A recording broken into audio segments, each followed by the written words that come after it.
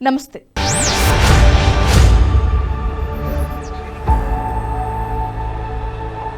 ఒకప్పుడు కేవలం మాల్దీవులకు సంబంధించి టూరిజం గురించి మాత్రమే భారతీయులు ఎక్కువగా మాట్లాడుకునేవారు. కానీ ఇటీవలే కాలంలో పరిస్థితిలో చాలా మార్పులు చోటు చేసుకున్నాయి. మాల్దీవుల్లో ప్రస్తుత పరిస్థితి భారత్కు ఆందోళన కలిగిస్తోంది. మాల్దీవుల్లోని రాజకీయ గ్రూపులు, ఇస్లామిక్ సంస్థలు భారత్కు వ్యతిరేకంగా పలు కార్యక్రమాల్లో భాగమయ్యాయి. ఇది భారత్కు, భారతదేశ భద్రతకు తీవ్ర ఆందోళన కలిగించే అంశం. పాకిస్తాన్, సౌదీ అరేబియా, ఆఫ్ఘనిస్తాన్లలో మతపరమైన సంస్థలకు వెళ్లిన వ్యక్తులు ఇప్పుడు మాల్దీవుల ప్రభుత్వంలో భాగమవ్వడంతో భారత్తో ఆ దేశం వ్యవహరిస్తున్న తీరు అత్యంత ఆందోళనకరంగా మారింది. మాల్దీవుల్లో చోటు చేసుకుంటున్న పరిణామాలు రాబోయే కాలంలో అత్యంత సమస్యాత్మకంగా మారబోయే అవకాశం ఉందని పలువురు నిపుణులు హెచ్చరిస్తూ ఉన్నారు. మాల్దీవుల్లోనూ ఆ దేశ ప్రభుత్వంలోనూ విపరీతంగా పెరిగిపోతున్న మత ఛాందసవాదుల కారణంగా ఆ దేశ నిర్ణయాలు కూడా మారిపోతూ ఉన్నాయని గమనించారు. 2022లో మాల్దీవుల జనాభా 5.15 లక్షలు. వీరిలో 1.32 లక్షల మంది విదేశీయులు.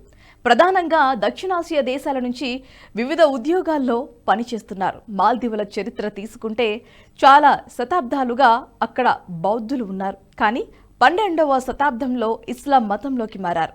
ఆ తర్వాత గత చరిత్రకు సంబంధించిన ఎన్నో ఆనవాలను నాశనం చేశారనుకోండి. ఇక గత 20 ఏళ్లలో పాకిస్తాన్, సౌదీ అరేబియా నుంచి ప్రజలు పెద్ద సంఖ్యలో రాజధాని మాలేకు చేరుకున్నారు. వీరిలో ఎక్కువ మంది బలమైన మతపరమైన అభిప్రాయాలు కలిగిన వారే ఎక్కువ. లష్కరే తోయిబాతో సంబంధం ఉన్న ఇదారా, ఖిద్మత్ ఏ కల్క్ లాంటి సమూహాలకు చెందిన వారు ఈ దేశంలో ఇప్పుడు ఎక్కువగా ఉంటున్నారు. ఇస్లాంను వ్యాప్తి చేయడానికి ఈ సంస్థలు ప్రయత్నిస్తున్నాయి. ఈ బృందాలు మాల్దీవుల నుండి యువకులను మతపరమైన శిక్షణ కోసం పాకిస్తాన్, సౌదీ అరేబియాకు కూడా తీసుకువెళ్లాయి. చాలా మంది మాల్దీవుల యువకులు పాకిస్తాన్లోని మతపరమైన పాఠశాలలకు కూడా వెళ్లారు. ఆఫ్ఘనిస్తాన్, పాకిస్తాన్ సరిహద్దుల సమీపంలోని శిక్షణ శిబిరాలను కూడా సందర్శించారంటే వీరికి ఎలాంటి విధులు కేటాయించారో అర్థం చేసుకోవచ్చు. 2004లో వచ్చిన సునామీ ఒక ఊహించని మలుపుగా మారింది. మాల్దీవులకు సునామీ కారణంగా భారీ నష్టం కూడా వాటిల్లింది. సునామీ తర్వాత స్వచ్ఛంద సంస్థలుగా నటిస్తూ పలు ఉగ్రవాద సంస్థలతో సంబంధాలు ఉన్న గ్రూపులు మాల్దీవులకు వచ్చాయి. బాధితులకు కావలసిన సహాయం, డబ్బు అందించాయి. ఈ సమూహాలు స్థానిక ప్రజలను మతపరంగా తీవ్రంగా ప్రభావితం చేశాయి. కొంతమంది యువకులను పాకిస్తాన్లోని మతపరమైన పాఠశాలలకు కూడా పంపగా మరికొందరిని ఉగ్రవాద కార్యకలాపాల కోసం నియమించారు. జమాత్ ఉద్ దావా, లష్కరే తోయిబాలో భాగమైన ఇదారా, ఖిద్మత్ ఏ కల్క్ పలు సహాయక కార్యకలాపాల్లో కీలక పాత్ర పోషించింది. ఆ దేశ ప్రజల మతపరమైన అభిప్రాయాలు, చర్యల్లో ఊహించని మార్పులు వచ్చాయి. ఇది మాల్దీవుల్లో తీవ్రవాదం ప్రబలటానికి ప్రధాన కారణమైంది. డిసెంబర్ 19లో మాల్దీవుల ఇస్లామిక్ మంత్రిత్వ శాఖ 3 మత పెద్దలపై చర్యలు తీసుకుంది. వీరు తీవ్రవాదాన్ని ప్రోత్సహిస్తున్నారని, ద్వేషాన్ని వ్యాప్తి చేస్తున్నారని, ఇతర దేశాలలో ఉగ్రవాదులకు మద్దతు ఇస్తున్నారని ఆరోపణలు రావడంతో అధికారులు చర్యలకు ఉపక్రమించారు. మాల్దీవుల్లో దాదాపు 1400 మంది తీవ్రవాదులు ఇస్లాం పేరుతో హింసకు పాల్పడవచ్చునని నిఘా వర్గాలు హెచ్చరించడంతో ఆ సమయంలో పలు అరెస్టులు కూడా చోటు చేసుకున్నాయి. దాదాపు 423 మంది మాల్దీవులు సిరియా, ఇరాక్లోని ఉగ్రవాద గ్రూపుల్లో చేరేందుకు ప్రయత్నించారని కూడా ఆ సమయంలో పోలీసు ఉన్నతాధికారులు తెలిపారు. ఆందోళనకరమైన అంశం ఏంటంటే సిరియాకు వెళ్లటానికి ముందు 100 మంది పాకిస్తాన్, ఆఫ్ఘనిస్తాన్కు వెళ్లారు. వారిలో కొందరు మాల్దీవులకు తిరిగి వచ్చి మళ్లీ ఉగ్రవాద ఆలోచనలను వ్యాప్తి చేయడం ప్రారంభించారు. ఐసిస్లో చేరేందుకు సిరియా, ఇరాక్లకు వెళ్లే వారిలో అత్యధిక సంఖ్యలో మాల్దీవులకు చెందిన వారే ఉన్నారు.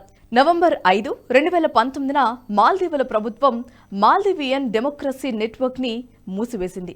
ఈ ఎన్జిఓ మాలేలో మానవ హక్కులు, ప్రజాస్వామ్యం కోసం పనిచేసింది. అయితే ఈ ఎన్జిఓ కొన్ని గ్రూపుల ఉద్దేశాలు, లక్ష్యాలు వేరని గుర్తించి ఓ సంచలన నివేదికను బయటపెట్టింది. విదేశీ నిధులతో పనిచేస్తున్న తీవ్ర మతపరమైన ఆలోచనలు ఉన్న వ్యక్తుల కారణంగా మాల్దీవుల్లో సాంప్రదాయ విశ్వాసాలను మారిపోతూ ఉన్నాయని ఎండిఎన్ నివేదిక హెచ్చరించింది.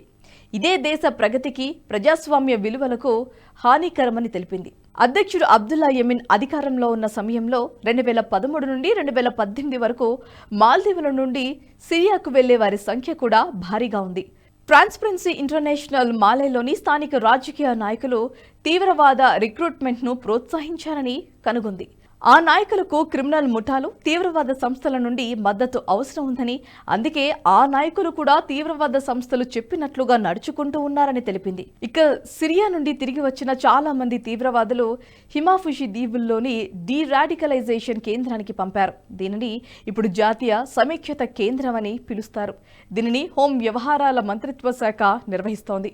గత ఏడాది జూలైలో US department of treasuries of foreign assets control మాల్దీవుల్లో ఐఎస్ఐఎస్ ఆల్ ఖైదాలో కీలకంగా పనిచేస్తున్న వ్యక్తులను గుర్తించింది. ఐసిస్ ఖొరాసన్ ఆల్ ఖైదాకు చెందిన 20 మంది కార్యకర్తలు ఉన్నారని అమెరికా ఆరోపించింది. ఐసిస్ కే రిక్రూటర్ అయిన మెహమ్మద్ అమీన్ సహచరులు మాల్దీవుల్లోనే ఉన్నారని స్పష్టంగా చెప్పింది అమెరికా. ఉగ్రవాదంపై పోర్లో భారత్, జపాన్ దేశాలు మాల్దీవులకు సహకరించాయి.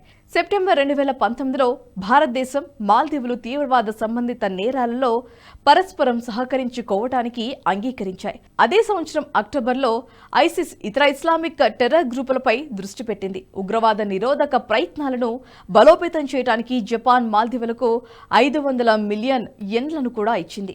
చైనా, పాకిస్తాన్ దేశాలు మాల్దీవుల మిత్ర దేశాలని చెప్పుకుంటున్నా కూడా ఇలాంటి సహాయాలు చేయలేదు. మాల్దీవులకు అత్యవసర పరిస్థితులు తలెత్తితే మొదట స్పందించే దేశంగా భారతదేశం ఉన్నప్పటికీ అక్కడ ఇస్లామిక్ ఛాందాసవాదులకు మాత్రం ఇవేవి కనపడవు. భారతదేశం మీద అక్కసు వెళ్లగక్కడమే పనిగా పెట్టుకున్నాయి. జూన్ 2022లో స్థానిక ఇస్లాం మత పెద్దలు భారత హైకమిషన్ నిర్వహించిన యోగా డే కార్యక్రమంపై దాడి చేయడానికి ప్రయత్నించారు. అయితే అధికారులు వీరిని అరెస్ట్ చేశారు. మాల్దీవుల జాతీయ ఫుట్బాల్ స్టేడియంలో జరిగిన యోగా డే కార్యక్రమంలో ముస్లింలు పాల్గొనకూడదని, యోగా ఇస్లాం మతానికి చెందినది కాదంటూ వివాదాస్పద వ్యాఖ్యలు చేశారు. ఇటీవలే కొంతమంది మాల్దీవుల కేబినెట్ సభ్యులు భారతదేశాన్ని, భారత ప్రధానిని అవమానించారు. దీంతో బాయ్కాట్ మాల్దీవులు అనే ట్రెండ్ను భారతీయులు వైరల్ చేస్తూ ఉన్నారు. ఇకపై మాల్దీవులకు వెళ్లేదే లేదని తెగేసి చెప్పారు. గతేడాది డిసెంబర్ మధ్య నాటికి మాల్దీవులకు 17 లక్షల పైచిలుకు మంది పర్యాటకులు వెళ్లారు. అత్యధికంగా భారతదేశం నుండి 2 లక్షల పైచిలుకు మంది వెళ్లగా, ఆ తర్వాత రష్యా నుంచి 2 లక్షలు పైచిలుకు మంది వెళ్లారు. చైనా నుంచి 1,87,000 మంది వెళ్లారు. ఇటీవలే చోటు చేసుకుంటున్న పరిణామాలు, ఆ దేశంలో పెరుగుతున్న ఇస్లామిక్ ఫండమెంటలిజం గురించి ఆందోళనకరంగా భారత్ నుండి వెళ్లే పర్యాటకుల సంఖ్య రాబోయే నెలల్లో ఊహించని విధంగా తగ్గే అవకాశం ఉంది. జాతీయవాద జర్నలిజానికి అసలైన వేదిక నేషనలిస్ట్ హబ్ ని సబ్స్క్రైబ్ చేసుకోండి. నోటిఫికేషన్స్ కోసం బెల్ ఐకాన్ పై క్లిక్ చేయండి.